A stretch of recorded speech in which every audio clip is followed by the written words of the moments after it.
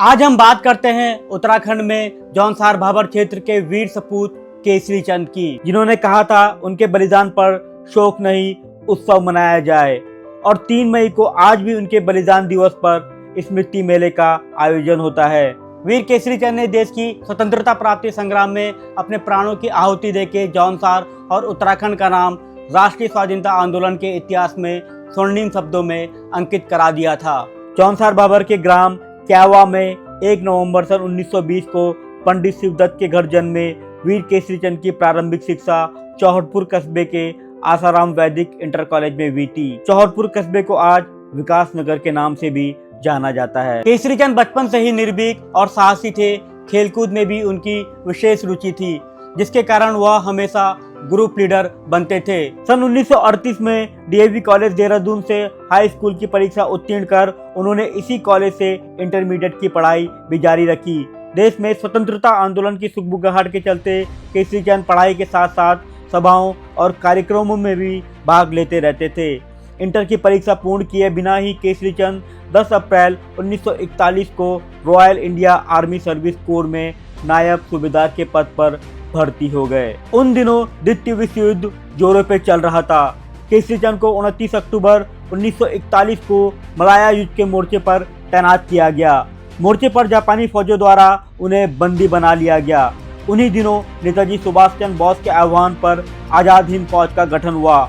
केसरी चंद ऐसे वीर सिपाही थे जिनके हृदय में देश प्रेम फूट फूट कर भरा हुआ था। नेताजी सुभाष चंद्र बोस के नारे तुम मुझे खून दो मैं तुम्हें आज़ादी दूंगा से प्रेरित होकर और जेल से रिहा होने के पश्चात वह आज़ाद हिंद फौज में शामिल हो गए। उनके अदम्य साहस, अद्भुत पराक्रम, जोखिम उठाने की क्षमता और दृढ़ संकल्प शक्ति को देखकर उन्हें आज़ाद हिंद फौज में जोखिम भरे कार्य सौंपे गए, जिन्हें उन्होंने कुशलता से संपन्न किया। सन 1944 में आज़ाद हिंद फौज बर्मा भारत सीमा होते हुए मणिपुर की राजधानी इम्फाल पहुंची। एक पुल उड़ाने के प्रयास में ब्रिटिश फौज ने उनको पकड़ लिया और बंदी बनाकर दिल्ली की जिला जेल भेज दिया। उन्हें सलाह दी गई आप स्टेटमेंट दे दें कि ब्रिटिश एम्पायर से लड़ने का उनका कोई इरादा नहीं था। उन्हें मिसगाइड किया गया था, लेकिन उन्होंने इस तरीके का कोई भी स्टेटमेंट देने से बिल्कुल इनकार कर दिया। उन्होंने कहा मैंने जो भी किया था वह देश प्रेम की भावना से ओतप्रोत होकर किया था। वहाँ पर ब्रिटिश साम्राज्य और सम्राट के विरुद्ध षड्यंत्र के अपराध में उन पर मुकदमा चलाया गया। सीजे ओचान लेक ने उन्हें मृत्युदंड की सजा सुनाई। उस समय उनकी उम्र मात्र 24 वर्ष 6 माह थी।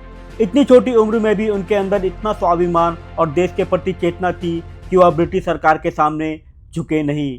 फांसी की सजा से पहले जब उनके निकट संबंधियों ने उनसे मिलने की अनुमति मांगी तो वीर केसरी चंद ने कहा कि वो सिर्फ एक शर्त पर उनसे मिलेंगे कि कोई रोएगा नहीं।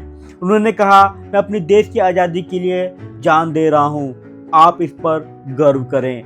अमर बलिदानी केसरी चंद 3 मई 1945 को हंसते हंसते भारत माँ की जय और जय हिंद का उद्घोष करते हुए फांसी के फंदे पर झूल गए।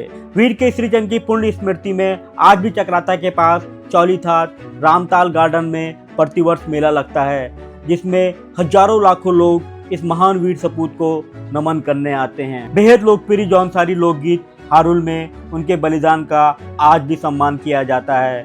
उनके सम्मान में राजकीय महाविद्यालय डाकपत्थर का नाम वर्ष 2011 में बदलकर वीर शहीद केसरी चंद राजकीय महाविद्यालय डाकपत्थर रखा गया। देश के लिए अपनी जान कुर्बान करने वाले वीर केसरी चंद ने दिल्ली जेल में अपने पिता से कहा था कि मेरी शहादत पर मातम नहीं मनाना, आंखों से आंसू मत निकालना। यह उनके अंतिम शब्द थे।